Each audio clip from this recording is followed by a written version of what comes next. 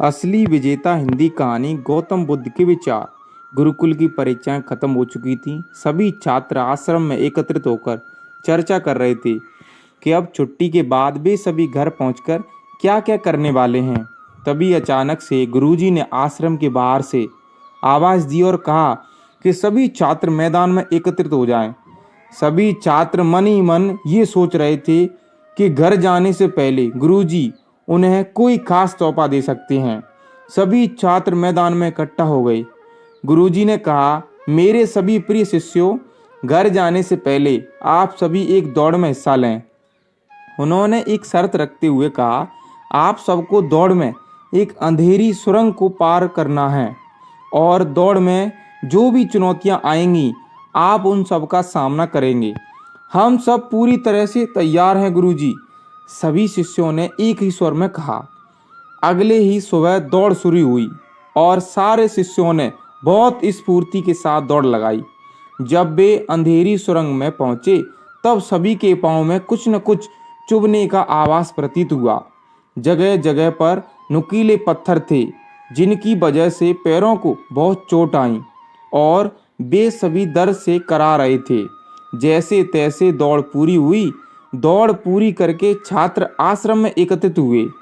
तब गुरुजी ने सभी छात्रों से पूछा, आप सब छात्रों में कुछ ने दौड़ बहुत जल्दी पूरी कर ली और कुछ छात्रों को ज़्यादा समय लगा, ऐसा क्यों? एक शिष्य ने इसका जवाब देते हुए कहा कि गुरुजी, हम सभी छात्रों ने एक साथ दौड़ना शुरू किया, लेकिन अंधेरी सुरंग पहुंचते ही हम सबकी स्थिति बिल्कुल ही बदल गई। कुछ मित्रों के पैर में नुकीले पत्थर चुभने के कारण वे संभलकर आगे बढ़ रहे थे, तो कुछ मित्र पत्थरों को उठाकर अपने हाथ और जेब में पकड़ते जा रहे थे ताकि पीछे आ रहे दूसरे मित्रों को दर्द सहना ना पड़े। गुरुजी ने कहा, जिन शिष्यों ने पत्थर उठाए हैं वे सभी आगे आकर मुझे वो पत्थर दिखाएं। जिन छात्रों ने पत्थर उठाए थे वे सभी आकर वो नुकीले पत्थर दिखाने लगे। गुरुजी ने उनमें से एक पत्थर अपने हाथ में लिया और कहा, शिष्यों, जिन्हें तुम सभी एक सामान्य सा पत्थर समझ रहे हैं, ये असल में बहुमूल्य हीरे हैं और मैंने ही इन्हें सुरंग में डाला था। यह दौड़ हमारे जीवन की प्रतिस्पर्धा को दर्शा रही है, जहां हर एक व्यक्ति एक दूसरे से बस आगे निकलने के लिए ही दौड़ रहा है, लेकिन आखिर असली विजेता वही है जो इस दौड़ में दूसरों का भला करते हुए आगे बढ़ता है।